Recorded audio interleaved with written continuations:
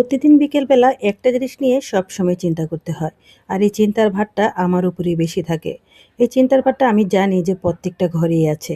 তো যাই হোক, আমার চিন্তার ভারটা আমার উপরে বেশি থাকে, কিন্তু প্রত্যেকটা ঘরে কিন্তু অনেক সময় হাজবেন্ডের উপরেও থাকে। তো আমার হাজবেন্ড যেহেতু বিকেলবেলা বাসায় আসে না, তাই এই চিন্তার ভারটা আমার উপরেই থাকে। আসসালামু আলাইকুম, কেমন আছেন সবাই? আশা করি ভালো আছেন। আলহামদুলিল্লাহ, আমিও ভালো আছি। বিকেলের নাস্তা তো খেতেই হবে, সেই চিন্তা যাতে আমারই করতে হয়, তাই সবসময় আমি সকালবেলায় ভেবে রাখি যে বিকেলে বাচ্চাদের কি দিব। তাই সকালবেলা যখন রুটি বানিয়েছিলাম সেখান থেকে ৫টা রুটি রেখে দিয়েছি। আর এখন একটা ডিম ভেঙে তার সাথে পেঁয়াজ, কাঁচামরিচ সবকিছু দিলাম, দিয়ে সুন্দর করে ফেটিয়ে বাস ডিম পরোটা বানিয়ে ফেলছি। তো এই ডিম পরোটাটা খেতে কিন্তু ভীষণ মজা হয়। আর একটা ডিম দিয়ে ৫ জনের নাস্তা হয়ে গেল। কত সাশ্রয়, তাই না? তো যাই হোক, এভাবেই আমি সন্ধ্যার নাস্তাটা বানিয়ে নিচ্ছি। আর এই পরোটাটা খেতে কিন্তু আমার বেশিই ভালো লাগে। এমনিতেই বাজার থেকে যে ডিম পরোটা আমরা নিয়ে আসি অথবা বাসায় বানাই, যে ভিতরে ডিম দিয়ে তারপর ডিম পরোটা বানাই ভাঁজ করে, সেটা আমার খেতে একদমই ভালো লাগে না।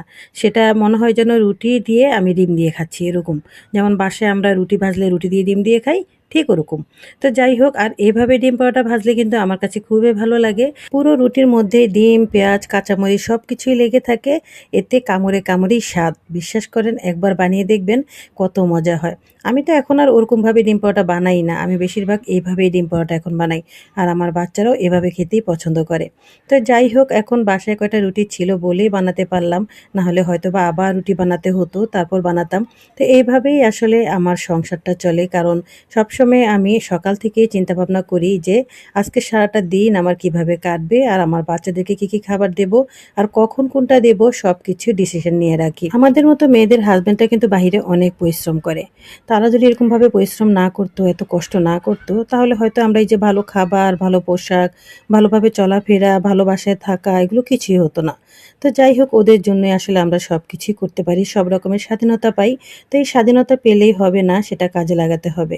এইজন্য সংসারে একটু আইনীতি করা দরকার, আর হাসব্যান্ডেরকে যতটা ভালো রাখা যায়, যতটা টেনশন মুক্ত রাখা যায়, সেটাই সবসময় চেষ্টা করি। তো এই যে ডিম পরোটাটা ভেজে ফেলেছি, অনেকগুলো বানিয়েছি দেখেছেন, ৫টা ডিম পরোটা বানিয়েছি আমি। একটা ডিম দিয়ে ৫টা ডিম পরোটা, ভাবতে পারছেন? তো আজকে এই আমার ডিম পরোটাটা কেমন হয়েছে অবশ্যই কমেন্ট করে বলবেন, তবে পুরো ভিডিওটা দেখে একটু ভালোবাসাও দিয়ে যাবেন, কেমন? এখন আমি একটা ছিঁড়ে দেখাচ্ছি, দেখেন কতটা নরম তুলতুলে হয়েছে, কতটা সফট, খেতে যে কত মজা হয়েছে বিশ্বাস করবেন না। আমার মন চাইছে আমি ২-৩টা খেয়ে ফেলি। তো যাই হোক, এখন আবার নারিকেল নিয়ে বসলাম, এখন সন্ধ্যার পর। তো সন্ধ্যার পরে একটু নারিকেলগুলো ভেঙে নিচ্ছি, কারণ অনেকদিন হয়ে গেছে নারিকেল নিয়ে এসেছে। আর এই দেখেন এই কোরানির আমার অবস্থা, এই কোরানি দিয়ে কখনোই আমি নারকেল কোরাতে পারি না। এই জন্য আমি কোরানিটাকে সবসময় উল্টা করে নেই, আর উল্টা করে এভাবে হাম্বল দিস্তার নিচে দিয়ে তারপর আমি নারকেল কোরাই। এতে করে নারকেল কোরানোটা তাড়াতাড়ি হয়ে যায়, আর আমার নারকেল কোরানিটা উল্টো দিকে ধার বেশি।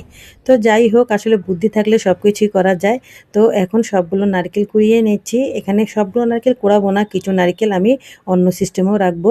তো সেগুলো পরে আপনাদের সাথে শেয়ার করব।